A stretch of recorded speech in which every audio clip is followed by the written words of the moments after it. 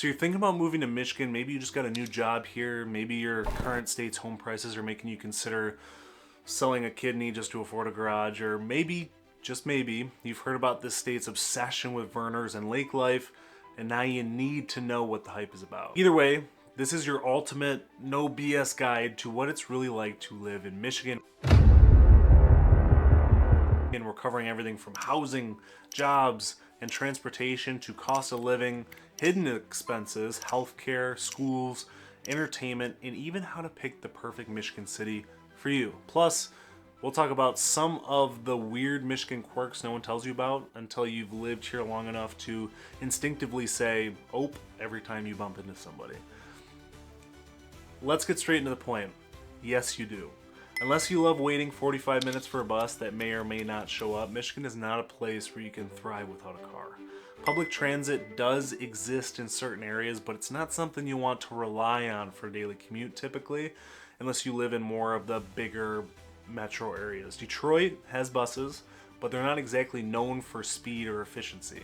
Ann Arbor's system is fine if you stay in town. In Grand Rapids, the Rapid is decent, but if you're anywhere outside these areas, whether it's a suburb, a small town, or literally anywhere in the Upper Peninsula, you'll be driving. And let's talk about Michigan driving. Winter here isn't just a season, it's a test of your patience, skill, and whether or not you're willing to risk your suspension. Snowplows do their best, but they can't be everywhere at once. Black ice? That stuff will betray you faster than a pothole disguised as a puddle. If you're moving here from a warm state, I strongly recommend learning some winter driving basics before you find yourself sliding through an intersection.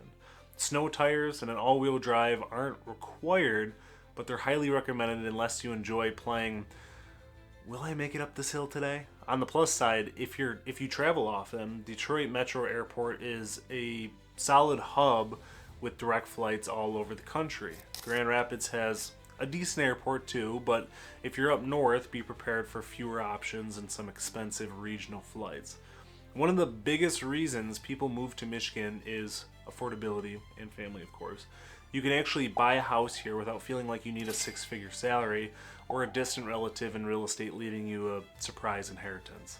The median home price sits around $232,000, which is almost unbelievable if you're coming from places like California or New York. Even in metro areas like Detroit and Grand Rapids, you can find homes at reasonable prices compared to the national average.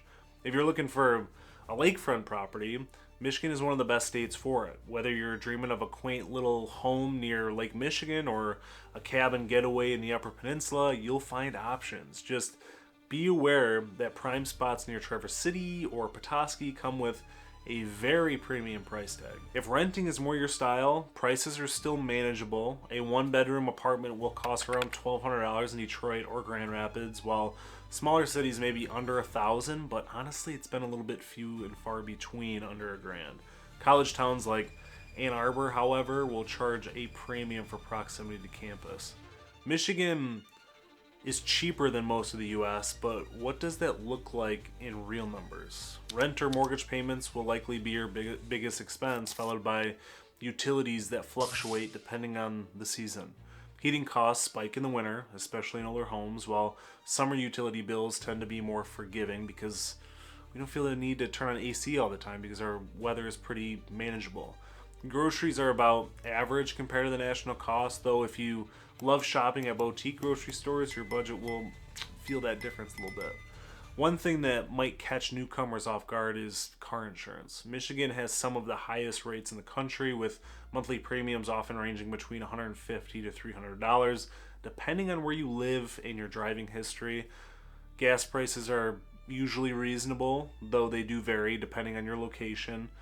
Internet is widely available in metro areas, but if you're looking to move to a more rural spot, double check your options. Fast and reliable service isn't always guaranteed, so that's something to think about. Same with trash. If having access to top tier medical care is a priority, Michigan delivers in that department. The University of Michigan health system in Ann Arbor is nationally ranked, and Beaumont Henry Ford hospitals in Metro Detroit offer some of the best health care in the Midwest. If you're in the metro area, you'll have plenty of options, to say the least. If you're in a small town or in the Upper Peninsula, however, you may have to travel a little bit for some specialized care.